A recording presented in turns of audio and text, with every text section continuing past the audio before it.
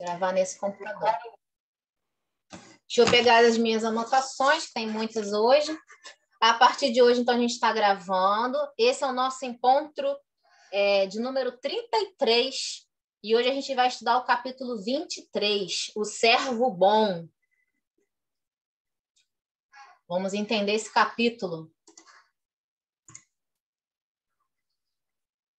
A condenação das riquezas se firmara no espírito dos discípulos, a tal ponto que por várias vezes foi Jesus obrigado a intervir de maneira a pôr termo em contendas injustificáveis, como ele fazia tanto, né?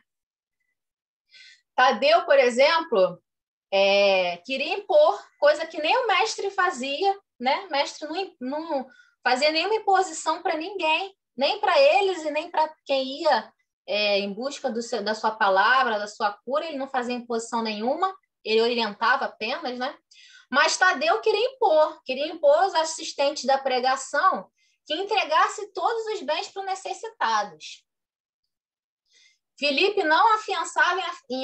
não vacilava em afiançar que ninguém deveria possuir mais nada além de uma simples camisa. Mais radical ainda, né? Entrega tudo e vive com uma simples camisa. Não tem nem a segunda para trocar. Privando-se cada qual do indispensável à vida. E quando o pobre nos surge somente na aparência, replicava judiciosamente Levi, né? Judiciosamente é julgando, né? Julgando o outro. Tudo isso é verdade, falava Simão Pedro. Entretanto, Simão já estava ali demonstrando já um conhecimento maior, né? Uma comunhão maior com os ensinamentos do mestre. Ele falou assim, tudo bem, de fato, a riqueza é condenável, né? O mestre falou, está na antiga lei, mas, entretanto, Deus nos inspirará sempre nos momentos oportunos. E não é por essa razão que devemos abandonar os realmente desamparados. Ali em Levi, né, na colocação de Levi, ele está respondendo a Levi. Levi falou assim, tem gente que às vezes aparece para gente pobre, tem gente que vem lá na coletoria, né? Levi era coletor de impostos, tem gente que aparece lá na coletoria se fazendo de mendigo, e eu sei que tem posses. E esses que se fazem de mendigo, que não precisam, e vão lá se fazer... E para esses a gente tem que ter caridade também, né? Para esses esse comportamento também não é condenável. Aí Pedro está ali, calma, você não pode colocar todo mundo no mesmo saco. Nessa você vai julgar que uma pessoa não precisa e ela precisa sim. Então, vai com calma aí. Vai com calma com essa dor. Lembrei de uma estagiária que eu acompanhei, que ela falava assim, vai com calma com essa dor, que o santo é de barro. Aí uma vez ela falou assim, fulana, não é essa dor, não. Ela é essa dor. Eu falei, não, é andor, vai com calma com o andor. Aí eu expliquei para ela o que era o andor. Mas ela falava o tempo inteiro, vai com calma com essa dor, passa dor. Então Pedro aqui estava falando para Levi, vai com calma com esse andor, que o santo é de barro. Mas Levi não se dava por vencido, né? E continuava lá retrucando. É imprescindível que a gente não vicie o sentimento de piedade. Esse povo que só fica pedindo. Quantas vezes a gente escuta ou a gente fala, né? Quando a gente vê esses irmãos que passam pela prova de estarem na rua pedindo, a gente fala, vai viciar. Não dou sempre não que vicia, né? Eles vivem do vício de pedir. Só sabem pedir, só sabem levantar a mão. Olha o que está ali. É imprescindível não viciarmos o sentimento de piedade a ponto de prejudicarmos os nossos irmãos no caminho da vida. Isso aí é Levi falando, né? Quer falar, então Bia? Pode falar. Ou então acha que vai usar o dinheiro para droga. Não dou dinheiro porque senão vai usar com drogas. Também se ele vai usar mal a caridade que você está fazendo a ele, o problema é dele, não é seu. Você está ali para ajudar. E não interessa a quem, a qualquer um que você precisar ajudar, você tem que ajudar. Exatamente. Muito bem. Tem uma passagem do Chico, né? Que o Chico estava caminhando assim, e ele cruzava sempre, tomava café numa vendinha, parava na vendinha para tomar café, e lá tinha sempre um bêbado. E o bêbado pedia dinheiro para ele, né? Ele andava com os trocadinhos no bolso. E aí ele dava o trocadinho, né? E aí quem andava com ele falou assim, mas Chico, você está alimentando o vício. Aí o Chico, né, que enxergava com o olhar além do nosso, né? Falava assim, meu irmão, bendita cachaça para esse irmão nosso. Porque é ela, nessa vida, que paralisa um espírito devastador que há ali. Então, a gente nem imagina, né, os caminhos que Deus usa para frear, para transformar, né? É isso. Agarrando-se à letra dos ensinos, replicava com ênfase, né? Filipe, agarrando a letra dos ensinos era a letra do Antigo Testamento, né? Porque a lei dos judeus, porque aqui não tinha ainda os evangelhos de Jesus, né? E então Felipe falava assim, ó, continuarei acreditando que é mais fácil a passagem de um camelo pelo fundo de uma agulha do que a entrada de um rico no reino do céu. Jesus fez uma parábola dessa, né? Eu vou botar essa imagem aí, ó, engraçada até do camelo passando pelo buraco da agulha, porque isso é uma discussão danada que tem, né? Se a agulha é agulha mesmo. Na realidade, o camelo aí é uma corda, tá? Então, não é um camelo, é uma corda. O nome do cabo, naquela época, que se dava o cabo que eles usavam para fazer rede, para pescar, era camelo. Entendeu? É um cabo, é uma cordinha. Era uma corda feita com pele de camelo, que era o tecido mais resistente da época, né? Então, isso. Quando eles precisavam fazer alguma coisa muito resistente, eles faziam com esse tecido. Mas há também uma interpretação, porque lá em Jerusalém tem uma passagem que é muito estreita. Então, eles falavam também que camelo, de fato, era o animal camelo, que não conseguia passar por essa passagem, que eles chamavam também de agulha, né? Então, há diversas interpretações. Mas o que de fato existe é o seguinte, essa expressão, na verdade, é uma expressão idiomática, né? Passar o camelo pela agulha é uma expressão. O que é uma expressão idiomática? Né? É uma forma de se expressar, né? É uma frase que a gente fala que ela não pode ser tomada ao pé da letra, né? Ela tem uma leitura além das suas palavras. A nossa cultura, né, tem inúmeras. Por exemplo, amigo da onça. Vocês sabem o que significa falar, é amigo da onça? Se eu falar assim, vocês sabem? Sabem, né? Sim. Agora vocês imaginem a gente fazer um texto, produzir um texto, esse texto vai ser traduzido para um americano, para um francês, né? E aí o texto está assim, fulano de tal conheceu o meu amigo, mas na verdade era um amigo da onça. Eles vão traduzir isso lá e falar assim, amigo da onça, ele era amigo de um animal? Que história é essa? Porque não tem tradução literal, né? Bateu as botas, por exemplo. A gente faz um texto e coloca assim, ela estava muito apaixonada, mas ele ficou doente, em seguida bateu as botas. Se isso for traduzido ao pé da letra para outra língua, quem está recebendo vai falar assim, bateu, o que tem a ver? Bateu uma bota na outra, com estava doente. Então, essa expressão, né, só a título de curiosidade, essa expressão era uma expressão idiomática da época para dizer que aquela situação era uma situação praticamente impossível de acontecer. Era uma situação muito difícil de acontecer, né? Então, isso que a Bia falou é verdade, tem essa interpretação de que camelo era uma corda, tem a interpretação de que camelo era camelo mesmo, a agulha que não era agulha, enfim, tem para tudo quanto é gosto. Mas a ideia é de que é uma situação muito improvável que aconteça, tá? E Jesus, né, deu um ensinamento desse, né, lá do rico, do menino rico, que foi procurar ele, falar que cumpria todas as leis, né? Mestre, eu cumpro todas as leis e ainda não consegui alcançar, né, essa salvação que você falou. O que eu tenho que fazer? Aí Jesus falou, vender todos os seus bens, porque ele sabia que isso ele não ia conseguir, né? E isso era para ele, né, ali na interpretação, o maior entrave da vida dele, da transformação íntima dele. E aí ele foi embora, né? E aí Jesus deu esse ensinamento: é mais fácil passar um camelo pelo buraco de uma agulha do que um rico entrar no reino dos céus. Os discípulos, então, tinham isso fixado dentro deles, né? Tanto do Antigo Testamento como desse ensinamento de Jesus. E estavam ali levando a ferro e fogo isso. Jesus não participava dessas contendas, né? Ele só tomava partido quando a coisa estava ficando feia, né? Mas se a coisa estivesse ficando feia, ele deixava as criancinhas lá discutirem, né, o sexo dos anjos.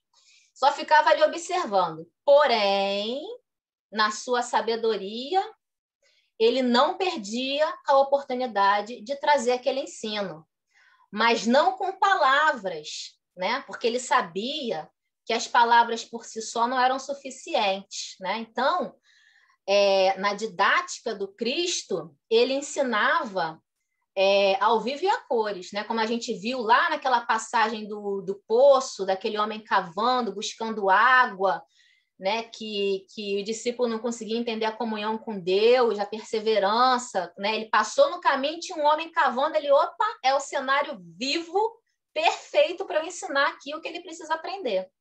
E assim foi nessa passagem. Olha o que ele vai fazer. Essa aqui é a parábola que eu já contei, né?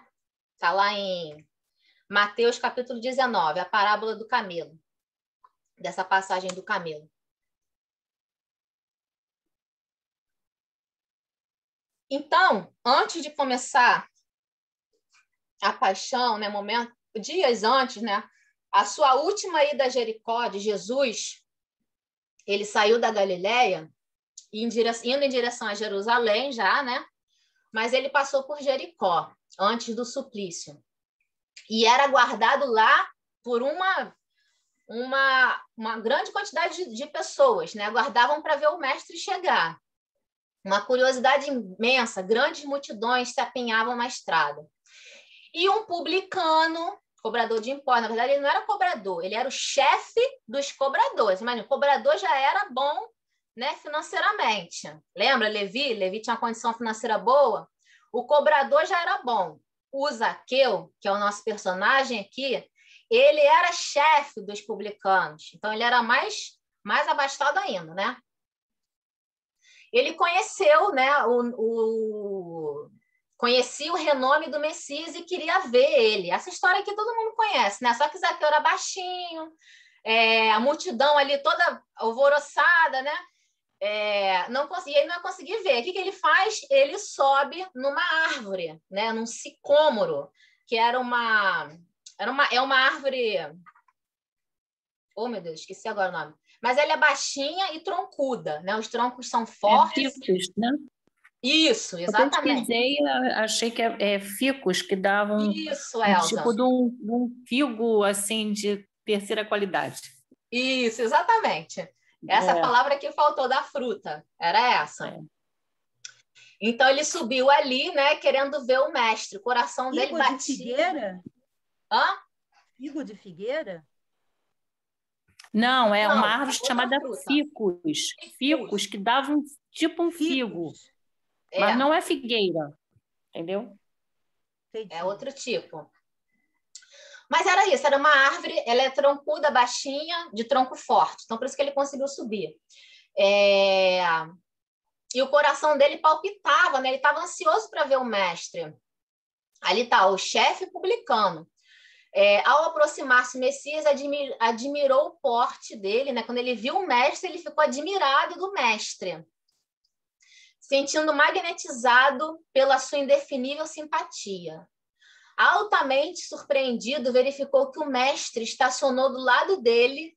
Imagina, gente, ele tá ali, você está ali, subiu na árvore com aquela ansioso para ver o mestre, você está lá em cima, o mestre está passando, de repente o mestre para e olha para você. Eu caía de lá de cima na hora, não precisava nem de ajuda para me tirar. O mestre parou e olhou para ele, né? E falou para ele: Zaqueu, desce dessa árvore, porque hoje eu vou me hospitalizar, desce dessa árvore, porque hoje eu necessito da tua hospitalidade e da tua companhia. Nossa, ele não acreditou naquilo que ele estava ouvindo do mestre. Ficou super feliz. Desceu, né? Correndo. Sem que pudesse traduzir o que se passava no seu coração, o publicano de Jericó desceu de sua improvisada galeria, possuído de imenso júbilo. Abraçou-se a Jesus, gente, olha essa cena, ele deu o braço para Jesus. Ficou tão empolgado ali que ele deu o braço para Jesus e foi andando lá de Jesus, né? E o Jesus deu o braço para ele, que é mais maravilhoso ainda. Deu o braço para ele e foi caminhando. Vocês imaginem o pensamento dos discípulos nesse momento, né? Se contorceram, né? De tudo, de raiva, de confusão mental, né? Que é isso? Jesus fala que o rico tem que entregar suas posses, né? E que ele não vai entregar, não vai entrar no reino de Deus, então a riqueza não pode ter, né? Pecado. É o que, meu Deus, que Jesus está fazendo? Não se tratava de um rico que deveria ser condenado? Perguntava Filipe a si próprio. E Simão Pedro refletia intimamente. Meu Deus, como justificar isso? Zaqueu é um homem de dinheiro e pecador perante a lei. Em breves instantes, mas foram atrás, né? Vamos ver onde que isso vai dar. Foram atrás do mestre, daqui a pouco estava todo mundo entrando na casa do publicano. Zaqueu, todo mundo entrando. Vamos embora. Entraram lá. A palestra versava sobre a nova doutrina. Zaqueu ali conversando com Jesus, né? Numa felicidade tamanha, escutando de Jesus aqueles ensinamentos, né? Que Jesus estava falando. E ele falou assim, ó, a palestra versava sobre a nova doutrina. Sabendo que o mestre não perdia ensejo de condenar a riqueza, ou seja, Zaqueu sabia que Jesus condenava, né? Já tinha dado os ensinamentos de que ele condenava a riqueza. O Publi, ele começou a se esclarecer para Jesus, começou a se explicar ali para Jesus, e olha o que Humberto de Campos coloca aqui, ó, com toda a sinceridade da alma. Então, as confissões que a gente vai ver Zaqueu fazer para Jesus eram verdadeiras e sinceras do seu coração. Ele não estava fazendo teatro, ele não estava mentindo, ele não estava se colocando numa condição e não era aquela condição, ele estava sendo sincero com o mestre. E olha o que ele fala para Jesus. E os discípulos ali, né, vendo isso tudo. Senhor, é verdade que tenho sido observado como um homem de vida reprovável, mas desde muitos anos venho procurando empregar o dinheiro de modo que represente benefício para todos os que me rodeiam na vida.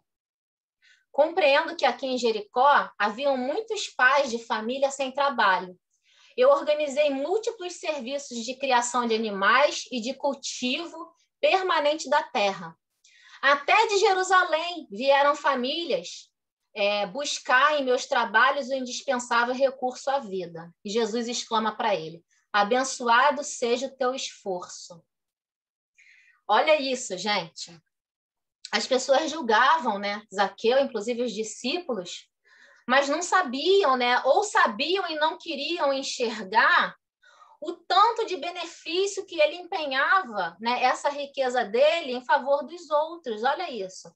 Se preocupando em colocar, em criar trabalho para eles. Traziam, né, abraçava a família inteira, dava trabalho, dava salário, o que não era comum na época, né? Porque o comum era ter escravo trabalhando, servos, né? Que não tinham salário, só tinham comida, né?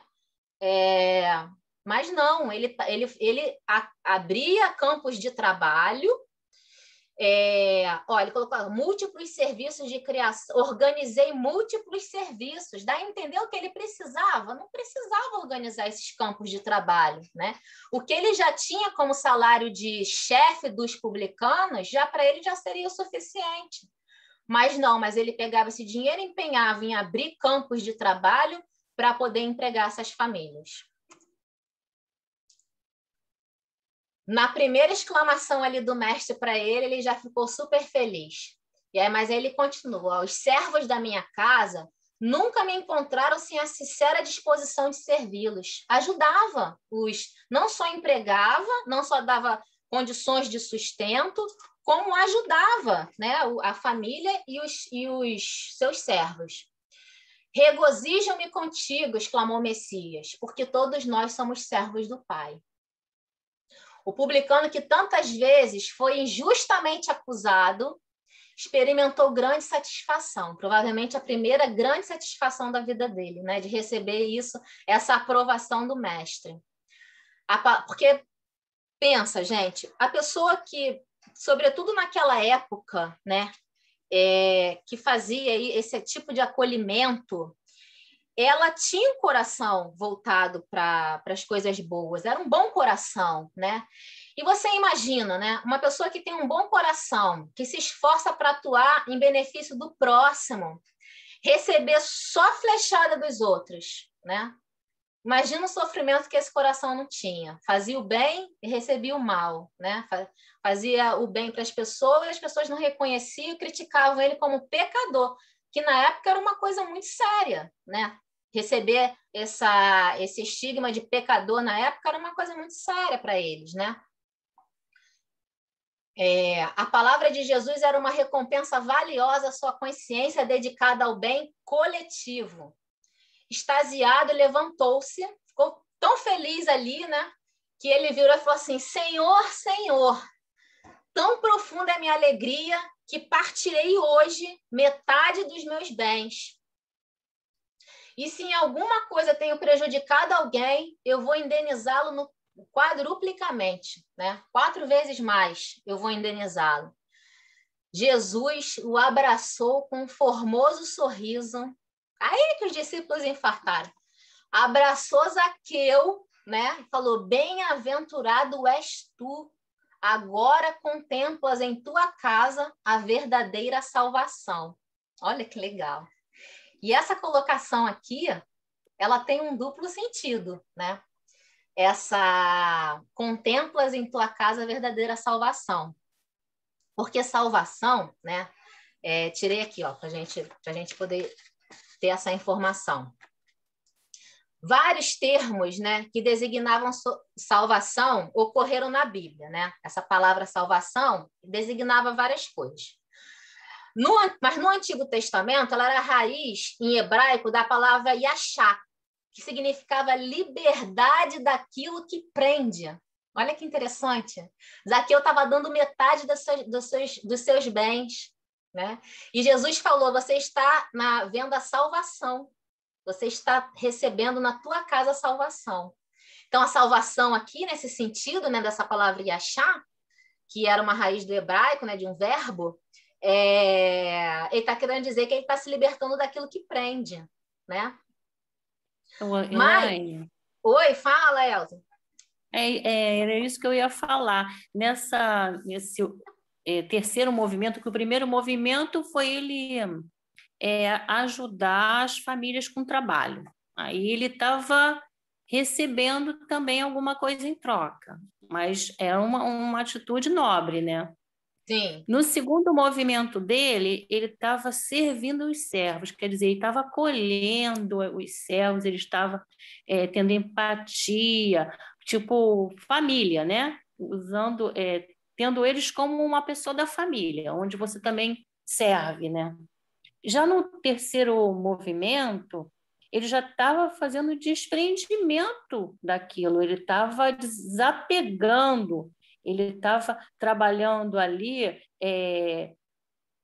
tirando a vaidade, o orgulho, a posse, o acúmulo, que geralmente a riqueza faz com que as pessoas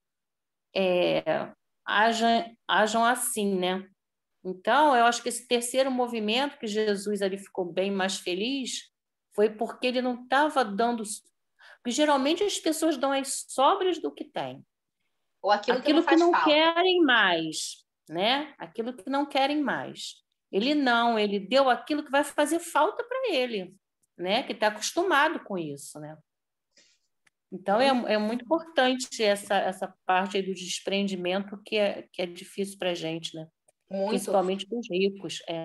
E da progressividade, né? Do desprendimento que você está falando, né, Elza? Foi progressivo, né, esse desprendimento dele, né? Como você falou. Primeiro ele ajudava, botando no campo de trabalho, mas recebia alguma coisa, depois ele acolhia simplesmente, né? Porque quando você acolhe, desse jeito como ele acolheu os seus servos, né? Ele não poderia esperar nada em troca.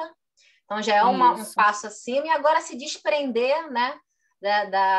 Dos seus bens é um outro passo, maior ainda. Muito bom. Obrigada, Elza. Muito bom mesmo. Então, nesse aspecto aí, né, dessa palavra salvação no sentido de libertar, de se desprender. E o particípio desse verbo, yachá, é moshiach, que significa salvador, que foi a palavra que deu origem aos nomes Josué e a sua forma grega Jesus. Ambas significando Yahvé, salvação. Yahvé salva. Olha isso. Então, é tanto salvação de receber na sua casa o Messias, que trouxe a salvação para todos nós, como a salvação no sentido de desprendimento dos bens materiais. Olha que interessante, né?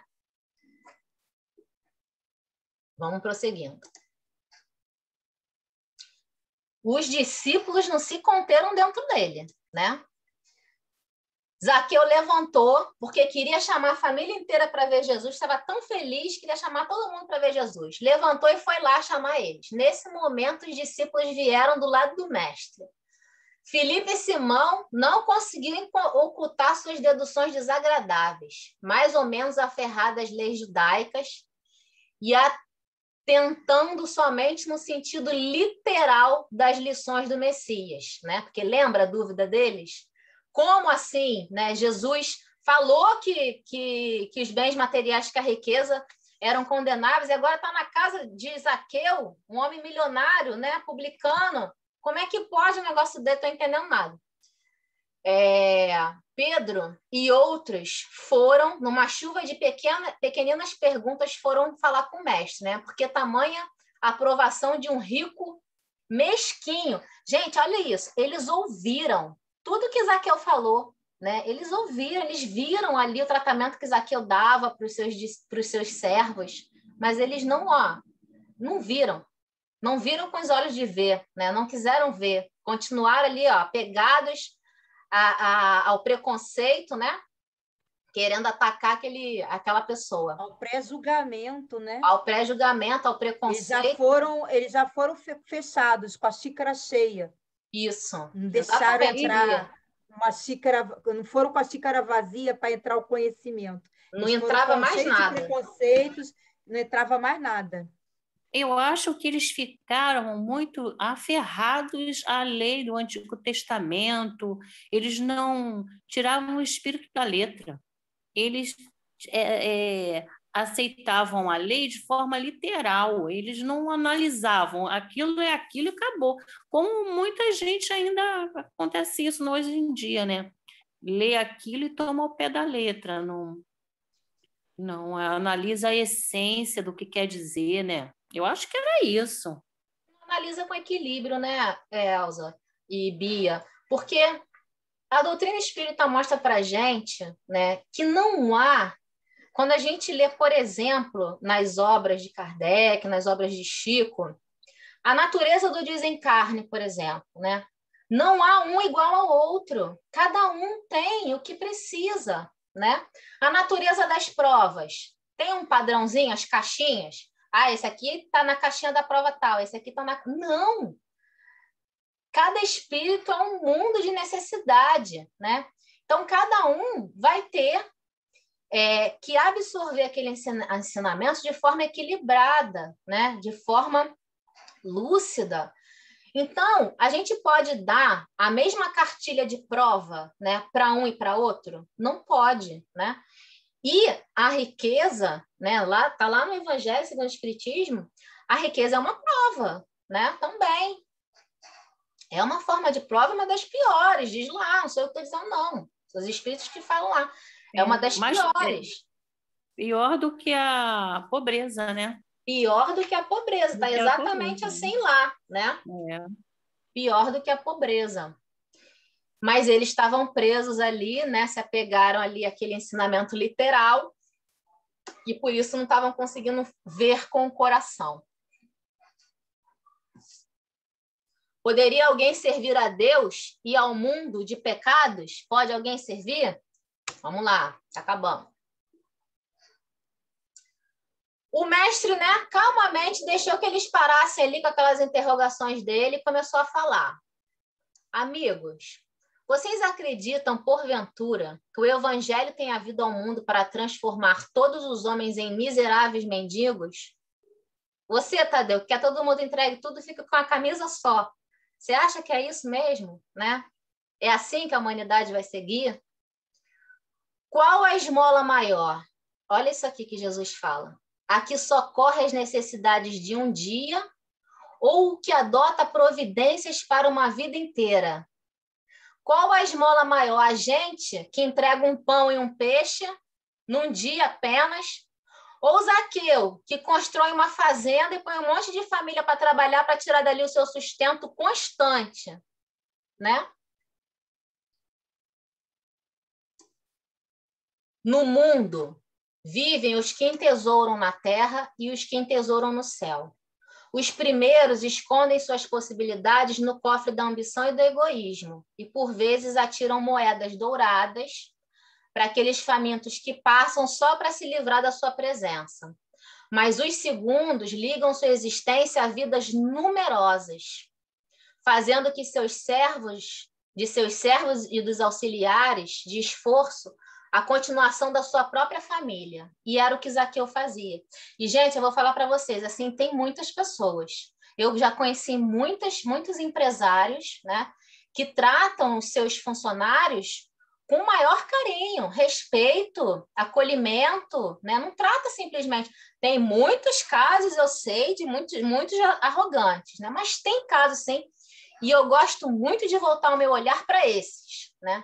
Para esse tipo, que traz para a gente essa esperança, né?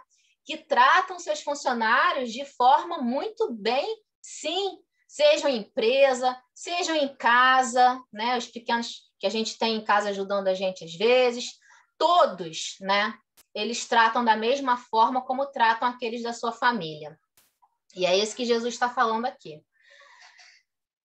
Continuação da sua própria família. Estes últimos sabem empregar o sagrado depósito de Deus e são seus mordomos fiéis à face do mundo. Olha o que Jesus está falando aqui, para quem conhece. Quem não conhece, vai lá ver, viu? Que vale a pena. Tem duas parábolas no Evangelho que falam sobre mordomo. Primeiro, vamos entender o que é mordomo. Conforme a gravura ali, ó, dá para a gente entender. Mordomo, na época, podia ter 3 significados, né? Servo, mordomo e administrador. Era aquele funcionário mais ligado ao dono, né, do negócio, que cuidava do negócio do seu chefe, né? Por exemplo, um fazendeiro da época. O mordomo era o cuidador da fazenda, né? Era um funcionário de confiança mais próximo dele que tomava conta ali de tudo e depois levava para ele o lucro que tinha tido aquela fazenda ali, né? Então, a gente tem 2 passagens no Evangelho, 2 parábolas, que é o mordomo ou os 2 servos. É uma parábola só, tá? Que uma hora tem um nome e outra hora tem outro nome. Uma hora ela tem o nome de o mordomo e na hora ela tem os 2 servos. E o administrador infiel. Administrador infiel a gente conhece mais, né? Porque está lá no Evangelho, segundo o Espiritismo. Mas o mordomo eu acho que não está, não. Tem muitas parábolas que não estão no Evangelho segundo o Espiritismo. Tem muita parábola no Evangelho, né? Tem 40... Acho que são 40... Não vou falar o número certo aqui, não, porque vou ficar na dúvida, mas acho que são 40... Peraí. 42. 42, né? A gente tem algumas lá no Evangelho segundo o Espiritismo. E o que tem a ver essa parábola aqui, né? Que é essa passagem última aqui, ó. Deus, o sagrado depósito de Deus, e são seus mordomos fiéis à face do mundo.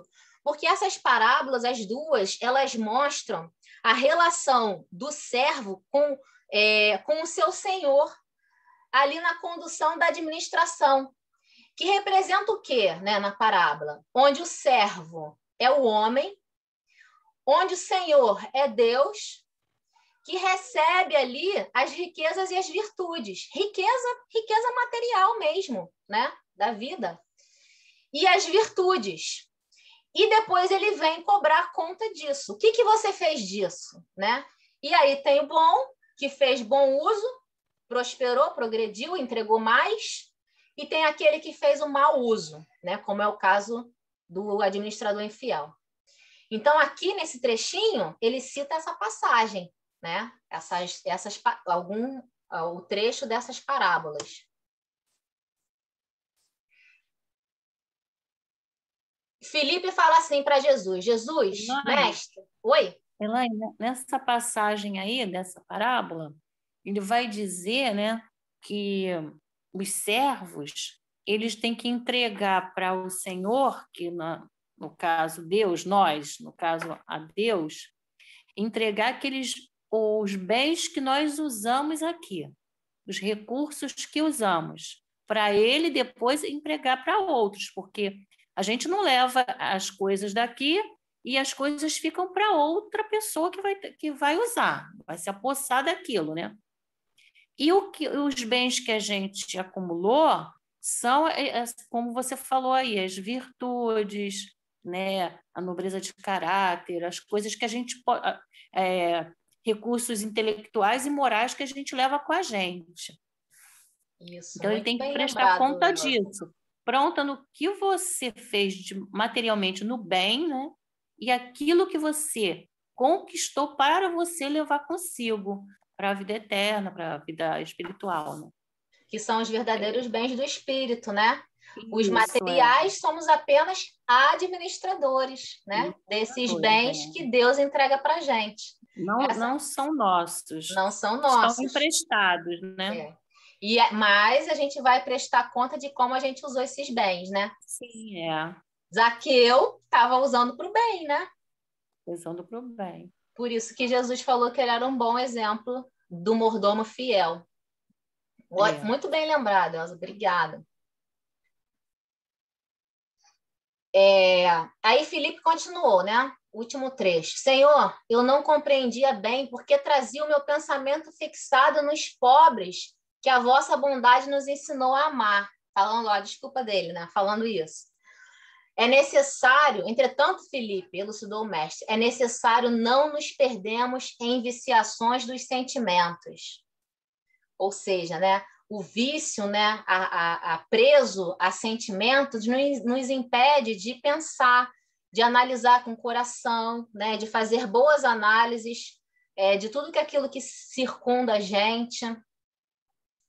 Sim, amigos, ditosos os que partilham seus bens com os pobres, mas bem-aventurados também os que consagrarem suas possibilidades ao movimento da vida, cientes de que o mundo é grande necessitado, e quem sabe assim servir a Deus com as riquezas que lhes foram confiadas, que é isso que a Elza falou, o ensinamento da parábola, né? O mundo tem muitos necessitados, né?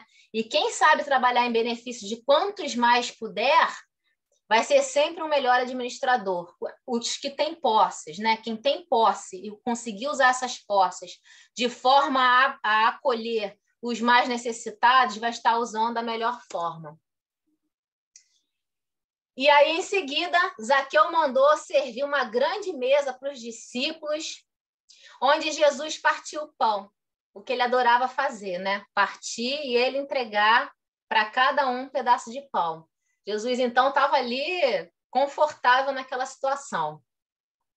Impulsionado por um júbilo, o chefe do publicano de Jericó apresentou seus filhos, trouxe todo mundo para Jesus conhecer. E mandou seus servos festejarem também. Falou para eles, vocês são convidados aqui também, podem festejar, traz a família, traz todo mundo. Nos terreiros amplos da casa tinha todo mundo, criança, velho, felizes cantando, uma festa total. Foi então que Jesus, reunindo todos, contou a formosa parábola dos talentos. Olha de onde saiu a parábola dos talentos. Outra parábola. Foi nesse momento, na casa de Zaqueu. Olha que informação Humberto de Campos traz para a gente. Foi nesse momento que ele falou a parábola dos talentos, conforme a narrativa dos apóstolos. E foi também que, pousando enternecido e generoso olhar sobre a figura de Zaqueu, seus lábios divinos pronunciaram as imorredoras palavras. Bem-aventurado sejas tu, servo bom e fiel, se referindo às parábolas que eu falei. Muito bom, né, amores? Quem quer falar? Olha só, A Lu fugiu. agora você está me ouvindo, né? Uhum. Quando fala assim, não viciarmos, quando ele fala não viciarmos em sentimentos de piedade, né? Tem uma questão também que a gente, aí na parábola está muito se referindo à riqueza, mas a gente pode tomar para a gente também, né? A gente não tem a riqueza, mas a gente ajuda de alguma forma, né? Aí, aquelas questões da gente só dar para aquelas pessoas e não fazer, não.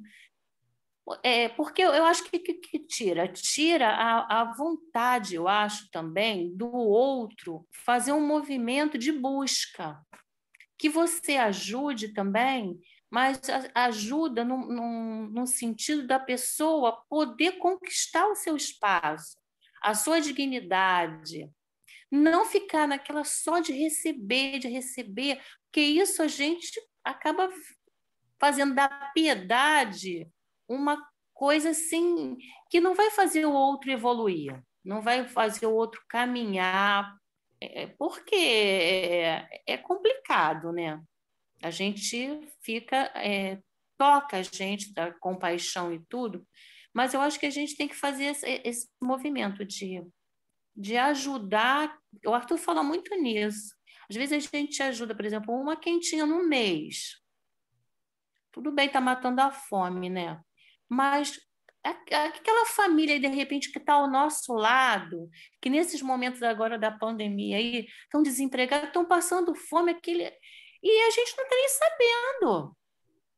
Se a pessoa não se abrir, não falar, então a gente tem aquele movimento sempre dos da rua, da população de rua. Mas, às vezes, uma pessoa ao nosso lado, um familiar, um parente, está passando por uma maior privação. Eu tenho uma amiga que ela falou que lembrou do aniversário de uma amiga dela. Aí ligou, já era até bem um pouco tarde. Aí ligou para ela para dar os parabéns. Aí essa pessoa começou a chorar muito, chorar muito. E ela aí acabou dizendo que não tinha nada para comer em casa, as filhas pequenas, não tinha nada, por causa dessa questão da pandemia, né? O marido desempregado, ela que levava as crianças na escola de condução, assim, né? Então também não tinha fonte de renda mais. Então, qual é o movimento? A gente vai suprir a necessidade imediata, mas a gente também tem que mobilizar recursos para ajudar a família a vencer a dificuldade, ela poder caminhar com os passos dela, né? Porque eu acho que isso, como está aí na lição, está dizendo anterior aí, dizendo assim, quem é mais infeliz? O mendigo sem responsabilidade, a não ser a sua própria manutenção, ou um pai carregado de filhos a lhe pedirem pão? Então, a gente fica sempre a parar para pensar. Eu posso ajudar? Posso. No imediatismo, a pessoa com fome, a gente tem que dar o alimento mesmo. Mas ver que formas eles podem mobilizar os seus talentos. Porque, às vezes, o mendigo está ali, ele está gostando daquilo, está recebendo, e não está fazendo um movimento de busca, vou lavar alguma coisa, vou pedir para capinar aqui, alguma coisa, a pessoa não fica naquele comodismo, né? E nisso, nem só eles, como outras pessoas em situações de crise também têm que buscar os seus talentos. O que eu trago de mim que eu possa fazer o diferente ali para angariar recursos? Eu Isso acho que a você gente está tem falando, que... Elza, Eu já muito fiz muito importante. trabalho de rua. Eu já fiz muito trabalho de rua. E a maioria das pessoas lá que são mendigas, ou estão lá porque a família largou, porque não tem saúde, ou a pessoa não tem saúde mental, ou problemas com drogas, ou então ela tem uma profissão, ela tem assim, estudou, mas não, a maioria estudou, mas não tem emprego, não arruma emprego. É isso Na que eu estou rua, falando, tem Bia. mendigo que é professor de Então, matemática, é, tem geógrafo, tem engenheiro, entendeu? Tem um monte de gente precisando de emprego na rua, a maioria. E a grande maioria é nordestino, também tem nordestinos que vêm aqui em busca de ajuda, né? Tinha um grupo que a Valéria, uma amiga minha, participava, o nome dela é Valéria também. Ela era grupo do café com leite. Eles tinham tipo eles anotavam o emprego, a profissão da pessoa, o nome da pessoa, cadastravam a pessoa e aí depois jogava os currículos da pessoa nas firmas para ajudar aquela pessoa a arrumar um emprego, sim, entendeu? Isso que vocês Então, estão. esse trabalho de arrumar emprego para essas pessoas que estão na rua é muito importante. Às vezes é tão importante quanto você ir lá, chegar lá e dar o alimento. Teve uma família que se arrependeu de ter vindo para o Rio de Janeiro, achou que ia chegar aqui, ia encontrar um emprego, a pessoa que ia dar o abrigo para eles acabou não podendo dar mais, ficaram sem lugar para ficar. A gente teve que arrumar dinheiro para eles, pagar a passagem deles de volta para o Nordeste. São Foi o que a muitas gente fez. situações A gente difíceis. colocou eles no ônibus, porque eles não tinham dinheiro para voltar. Eles, pelo amor de Deus, a gente não aguenta mais esse Rio de Janeiro de meu Deus, queremos voltar para casa. E aí demos um jeito e botamos ele no ônibus para voltar para casa. Tem muita situação Entendeu? dessa, né? Isso que vocês estão falando, Tem né? sim. Que vocês duas falaram mais ou menos a mesma coisa, né? Que é qual a situação? Da gente dar ali o necessário de imediato, né? Que a pessoa está com fome, quer comer, né? Mas o mais importante de tudo é a gente dar o anzol, né? Na expressão popular, dar o anzol para a pessoa poder aprender a pescar. Eu concordo plenamente com isso, né? Mas assim, eu tenho dois pensamentos também que não excluem esse pensamento. Concordo 100%, mas acrescentam. Que é assim, isso de fato tem que ser a prioridade, né?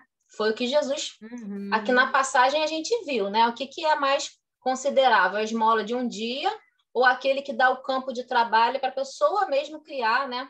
É até mais digno isso, né? Sim. Mas eu acho que a gente precisa ter uma sensibilidade muito grande, porque duas situações, né? Primeiro, essa situação, por exemplo, do vício, né? Não é fácil. Não é uma prova muito difícil, né? Então, às vezes, você vai ajudar, e eu digo vício, assim, tem muitas situações, né? O próprio vício de viver, quando a gente trabalha em comunidade, né? Quem trabalha sabe, a gente vê que realmente tem mães ali que podiam trabalhar, podiam, mas ganham daqui, ganham de lá.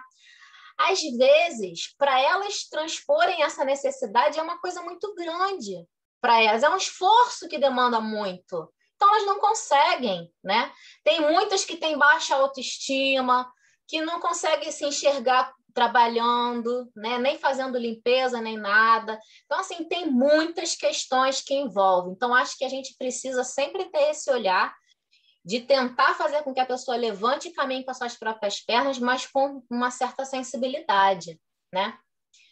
A mesma coisa são os irmãos na condição de rua. É muito difícil, né? Muito difícil, né? Uma pessoa que vive na rua conseguir levantar, trabalhar. Tem um grupo que a gente até colocou no nosso grupo de trabalhadores, um grupo que eles dão banho, né? Eles dão banho, olha isso. Eu coloquei até no nosso grupo lá do Recanteiros, né? Do Recanto. É um grupo que eles têm um furgão, né? Que é um banheiro ambulante. Aí eles param em determinados locais assim e eles dão banho, aí dão tudo, sabonete, desodorante para as pessoas de rua. Tem comida, tem roupa que eles dão também, tem tudo. E tem um relato beleza, hein? muito lindo. Tem um relato, em São Paulo. No Rio também tem, mas o de São Paulo é o que eu achei assim perfeito. E tem um relato de uma morador de rua que foi acolhido, tá lá no Instagram deles. que ele falou o seguinte, olha isso, né?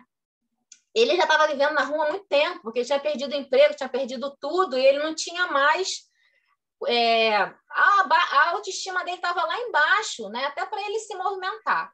Naquele dia que ele tomou banho, que ele conseguiu tomar banho, que ele conseguiu trocar de roupa, botar uma roupa limpa, o primeiro sentimento dele, eu vou aproveitar essa minha condição, que eu tô limpo, de roupa trocada, e vou procurar emprego. Gente, imagina isso. Ele não se sentia na condição como de fato não estava. Quem é que vai dar emprego para uma pessoa que chega suja, fedendo, né? No estabelecimento? Então, às vezes, é muito difícil, sim, para a pessoa, né? Pri, quer falar? Aí, ó, quem tem uma experiência muito grande aí com esse tipo de situação, né, Pri? Fala aí. Então, eu estava, na verdade, esperando a oportunidade para falar. Eu trabalho numa ONG, tá? E a gente vivencia isso tudo que foi falado aqui, né? Todos os dias. Depois da pandemia, muito mais evidente, muito mais explícito para a gente, né? Então, assim, eu concordo com o que todo mundo falou e concordo também com a visão que a Elaine teve, da gente dar a vara para pescar. A gente lá como vivência e como a gente convive com pessoas de comunidades, né, no entorno, tem muita gente que não sabe trabalhar, porque sempre foi submissa a marido, sempre ficou cuidando dos filhos em casa, então não sabe como procurar emprego, não sabe se comportar numa entrevista de emprego, não sabe fazer um currículo que para a gente é muito, parece fácil, mas é muito dificultoso. Às vezes não tem roupa para ir, parece uma bobagem, mas não tem roupa para ir numa entrevista, não tem uma calça, não tem uma blusa de manga, sabe? Então, assim, são coisas assim que a gente escuta e relatos assim de verdade e que estão presentes o tempo inteiro ali. A Elaine falou do banho. Eu trabalhei no centro da cidade muito tempo e na Carioca a prefeitura coloca um banheiro público, dá sabão para ele uma vez por semana. Dá sabão, dá tudo, depois eles se direcionam para um local ali mesmo, na praça ali da Carioca, e dão um alimento. Então, é o dia do banho. Eles entram numa cabine, né? E aí tomam um banho, cada um com seu sabonete e tudo mais. Fazem barba, cortam cabelo, enfim. Então, eu acho que a gente, às vezes, fica pensando, eu não vou dar esmola. Sim, eu posso sim dar esmola para matar a fome daquele ali naquele momento. Porque é muito difícil, a pessoa está naquela situação, muitos são expostos para fora de casa, separam da mulher, a mulher bota para fora de casa, assim, é muito complexo, né? Então, assim, a questão do você dar vara, lá a gente promove oficina para as mães saberem como aproveitar alimentos às vezes que tem no quintal de casa, né? Então, assim, é muito complicado, gente, é mais complicado do que a gente imagina. A gente, às vezes, eu não sabia dessa realidade até eu trabalhar lá, eu vou fazer quase 3 anos que eu tô lá, e essa realidade para mim era, assim, surreal, né? E, assim, de não ter saneamento básico, aonde que a gente acha que hoje não tem um saneamento, não tem uma privada para você fazer suas necessidades, muitos fazem necessidade em buraco. As crianças relatam coisas assim para a gente, assim, que parece ser surreal, mas não, está ali do nosso lado. E eu acho que é isso que a gente tem que fazer, tentar ajudar quem pode, quem tem uma ONG, quem pode fazer um trabalho voluntário. Você é professor, então vai lá dar uma aula voluntária. Você sabe dança, vai lá dar uma aula voluntária. Você sabe o inglês, vai lá dar uma aula voluntária, sabe? Eu acho que é isso. Como a gente trabalha com crianças e a gente vê resquícios familiar dos pais e que se refletem nas crianças, a gente tem que mudar as crianças, porque os pais a gente não consegue mudar muita coisa agora. Então, a gente tem que refletir nas crianças para eles serem uns adultos diferentes daquilo que aprendeu lá dentro, sabe? Então, é muito familiar essa coisa, é muito complexo. Assim, eu só queria deixar assim, porque a gente tem que analisar de todas as formas, né? Às vezes a gente acha que é só a modinha que a gente não tem que estar viciando, mas a gente pode contemplar de outras formas. Eu acho que é isso. Muito bom, Pri. Muito bom. Cadê, Beto, o coraçãozinho do orgulho? Ah! Amores, como sempre, maravilhoso o nosso estudo. Alguém quer falar mais alguma coisa? Quer colocar? Acabando o livro, hein? Tá acabando. Já tá dando uma coisinha. Ana Pinho. Oi, Ana. Nem falou nada, Ana. Eu tô sentindo falta das suas colocações, Ana. Tô numa coisa frenética, minha filha, porque só tô conseguindo ouvir. Acho que está muito ótimo aí você e a Elza aí, mas... A Elza faz esse trabalho comigo. Ela não gosta que fale, não, mas é trocando figurinha o tempo todo, né, Elza? Aí eu falo para ela, Elza, se eu esquecer alguma coisa... Se mexer, estraga. Hã? Se mexer, estraga. Jesus ele coloca muito difícil um rico entrar no reino dos céus, porque é uma prova das mais difíceis, porque a riqueza ela ativa certas, vamos dizer assim, dificuldades que geralmente a gente tem, como orgulho, egoísmo, a vaidade, né? A ambição, a facilidade o materialismo, né? Todas essas coisas atrapalham a evolução, né? E também ativa até o medo, a desconfiança. A pessoa não confia em ninguém. A pessoa geralmente a pessoa que tem muito dinheiro, ela não tem muitos amigos, ela não confia muito nas pessoas, sabe? Acho que tá todo mundo querendo tirar vantagem, né, Bia? Medo atrapalha demais a evolução da pessoa. Oi? Acha que todo mundo está querendo tirar vantagem, né? Isso, tem gente que não consegue nem ter um relacionamento verdadeiro, né? Porque acha que todo mundo está querendo se unir só por conta do interesse, né? Isso. Tem, de fato, né? Que tem realmente, né? Quantos casamentos de interesse, né? Existe, mas o medo ele atrapalha.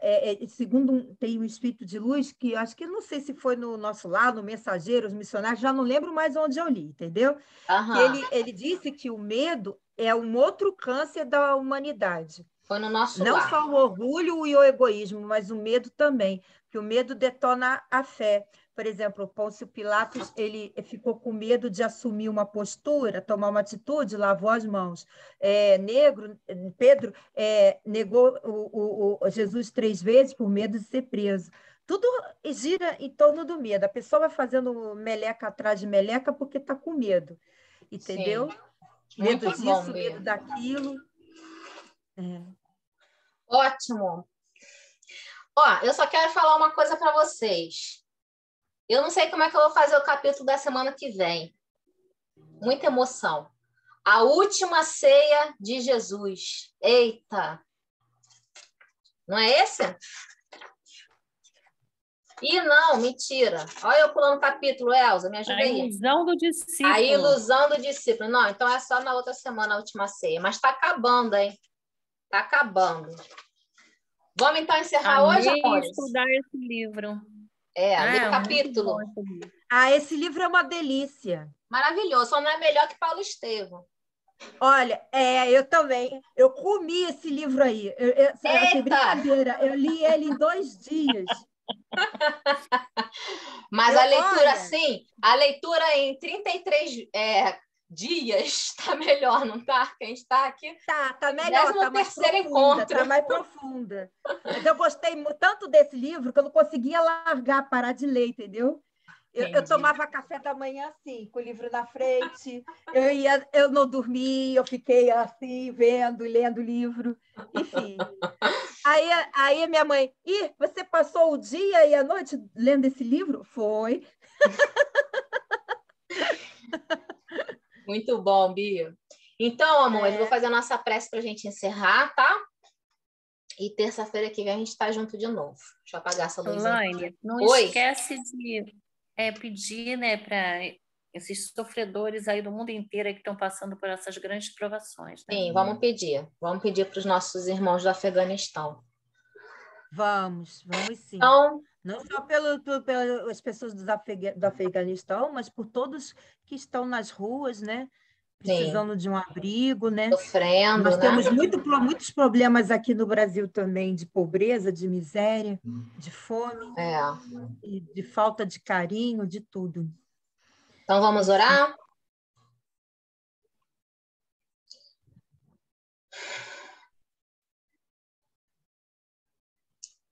Vamos elevar os nossos pensamentos ao nosso Pai. E a Ele rogamos.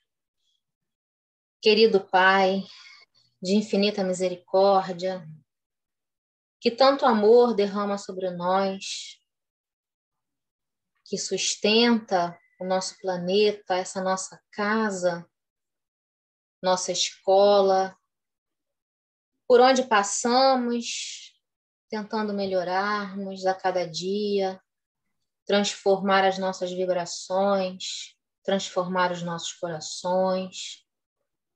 Agradecemos, Pai querido, por tantos emissários que enviaste para nos auxiliar, vezes encarnados, vezes desencarnados, e sobretudo pelo nosso Mestre querido, que tanto amor exemplificou, tantos ensinamentos nos trouxe, ensinamentos profundos que até hoje tentamos compreender e tentamos, sobretudo, vivenciar. Que tenhamos vivos nos nossos corações a vontade de colocar todos esses ensinamentos em prática. Em especial nessa noite, Pai, queremos rogar que essas vibrações boas, de paz, que sentimos nesse momento de estudo, possam ser direcionadas aos nossos irmãos que sofrem, que passam por provas difíceis nesse momento, em todas as nações do mundo. A todos esses irmãos, que eles possam receber as bênçãos da sua paz em seus corações, terem acalmados os seus medos, terem acalmados as suas angústias, que possam ter a fé viva naquilo que acreditam e em Deus. Assim, Pai querido, encerramos esses pequenos momentos que estamos aqui em comunhão contigo e pedimos que, através dos seus emissários que estão ao nosso lado constantemente, possa nos amparar, nos guiar, nos abençoar. Que possamos ter, Mestre e Deus, nosso Pai querido, uma noite abençoada, de muita luz, de muita paz, de muito amor. Ser conosco, Deus, hoje e sempre. Que assim seja. Graças a Deus. Boa noite a todos. Boa noite, amores. Nossa. Até uma semana ótima que noite vem. para vocês. Que Deus abençoe e proteja vocês. Dê muita saúde, muita paz, tudo de bom. Eu amo vocês. Também, Bia. Tchau, Beijo. Bia. Tchau. Boa noite, pessoal. Boa noite.